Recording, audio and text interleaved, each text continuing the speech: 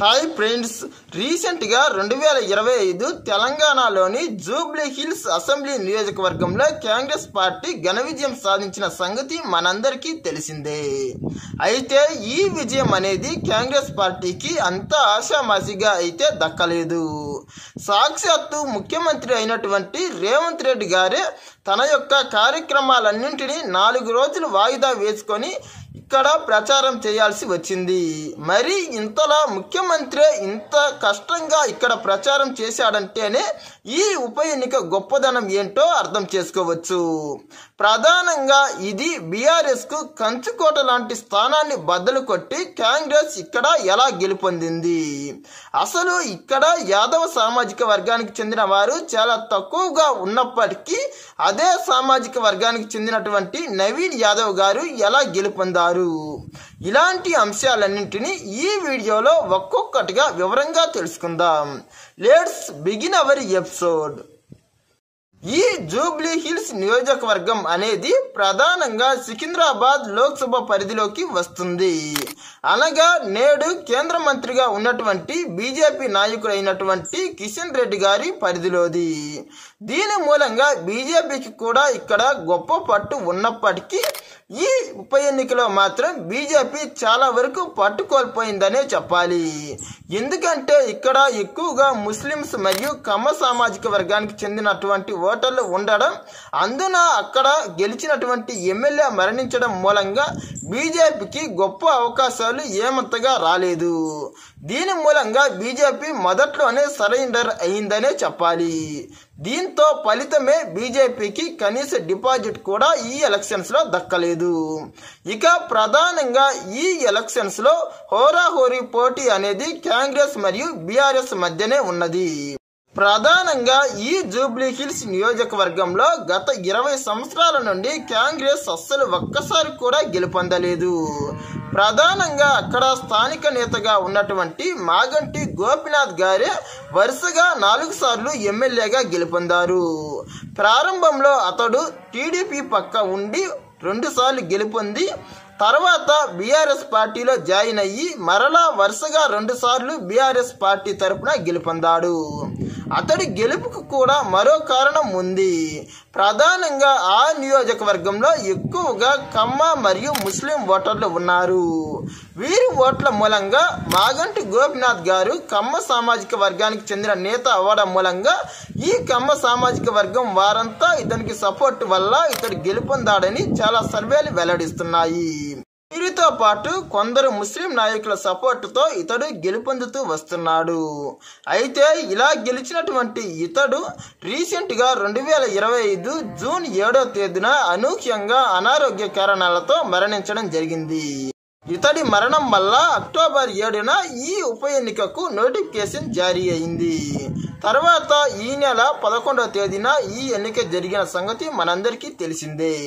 ప్రధానంగా ఈ ఎన్నికలో బీఆర్ఎస్ తరపున మాగంటి గోపీనాథ్ గారి భార్య అయినటువంటి మాగంటి సునీత గారు బరిలో దిగారు. ఇక ప్రధానంగా బీఆర్ఎస్ నేతలంతా కూడా తాము గెలుస్తామని 100% ఫోకస్ తో ఉన్నారనే చెప్పాలి. ఎందుకంటే మాగంటి గోపీనాథ్ గారికి ప్రజల్లో మంచి పేరే ఉంది. అందున అతని భార్య మరియు అతని మరణం మూలంగా కొద్దిగా ప్రజల్లో అతడి పేరు ప్రఖ్యాతలతో ఇతడి గెలుపు అనేది ఖచ్చితంగా ఖాయమే అని అనుకున్నారు. మరి అలాంటి సిచ్యువేషన్లో కాంగ్రెస్ ఎలా గెలిచిందో ఒకసారి చూస్తే కాంగ్రెస్ పార్టీ ఎలాగైనా గెలుపొందాలని ఈ ఎన్నికను చాలా సీరియస్ గా తీసుకున్నది. ఎందుకంటే ఇది రేవంత్ రెడ్డి గారి ఆది నాయకత్వాన్ని ప్రశ్నించే ఎన్నిక. ఒక విధంగా అతడు గెలిచినప్పటి నుండి అతడిపై లోపల ఆ పార్టీ నేతలే చాలా విధంగా గుర్రుగా ఉన్నారనే చెప్పాలి. అందుకు అతడి యొక్క సత్తాను నిరూపించుకునేందుకు దీన్ని ఎలాగైనా గెలిపించాలని, అందున తనపై కేటీఆర్ చేస్తున్నటువంటి విమర్శలను తిప్పికొట్టాలంటే ఈ గెలుపు అనేది చాలా చాలా ముఖ్యమని రేవంత్ రెడ్డి గారు భావించడం జరిగింది. అందుకు ఇక్కడ ప్రచారానికి సాక్షాత్తు మంత్రులతో పాటు తనే బరిలోకి దిగారు.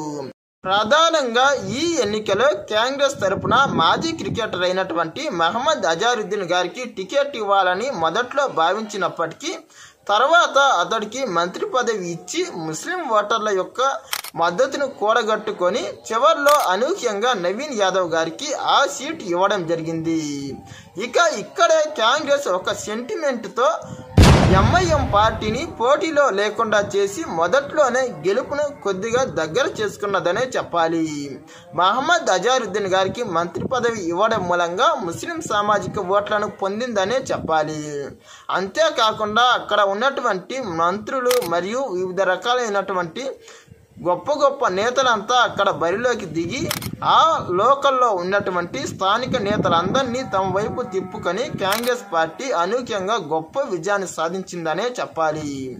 అంతేకాకుండా నవీన్ యాదవ్ మరియు అతని తండ్రి అయినటువంటి శ్రీశైలం యాదవ్లకు గతంలోనే అక్కడ చాలా గొప్ప పేరుందనే చెప్పాలి. ఆ విధంగా ఆ పేరును వాడుకొని మరియు వారు కొన్ని రకాలైన స్ట్రాటజీస్ కొన్ని పద్ధతులను అవలంబించి ఈ విజయాన్ని నమోదు చేశారనే చెప్పాలి. ఒక విధంగా ఈ ఎన్నికలో బీఆర్ఎస్ పార్టీ నేత అయినటువంటి మాగంటి సునీత గారు ఓడిపోవడం అనేది చాలా చాలా బాధాకరమైన అంశంగా కూడా చెప్పవచ్చు. ఎందుకంటే ఇది వారికి చాలా గొప్ప స్థానం. ఆ పార్టీ తరపున వారు ఇప్పటి వరకు ఓడిపోలేదు. ప్రతి చోట వారు మొట్టమొదటిగా ఓడిపోవడం మరియు అది సిట్టింగ్ స్థానంలో ఓడిపోవడంతో బీఆర్ఎస్లో కొద్దిగా గుబులు అనేది ఆవగించిందనే చెప్పాలి. ఏది ఏమైనా చివరికి కాంగ్రెస్ పార్టీ తమకు సాధ్యం కాని మరియు తమకు కఠినంగా ఉన్నటువంటి స్థానాన్ని చెట్టు చివరకు అతి కష్టం మీద అత్యంత ఎక్కువ మెజార్టీతో సాధించిందనే చెప్పాలి. ఈ విజయం సాధించడంలో యాదవ్ సామాజిక వర్గానికి చెందిన నేత అయినటువంటి నవీన్ యాదవ్ గారి గొప్పతనం చాలానే ఉందని చెప్పాలి. నిజానికి అసలు ఈ ఎన్నికలో మహమ్మద్ అజారుద్దీన్ పోటీ చేయాల్సిన స్థానంలో తను పోటీ చేసి తన సామాజిక వర్గానికి చెందిన వారు పెద్దగా లేకున్నా ఇంతటి అఖండ విజయం సాధించడం అనేది మామూలు విషయం కాదు. ఇలాంటి మరిన్ని ఇంట్రెస్టింగ్ వీడియోస్ కోసం మా ఛానల్ను సబ్స్క్రైబ్ చేయండి. ఈ వీడియో నచ్చితే లైక్, షేర్, కామెంట్.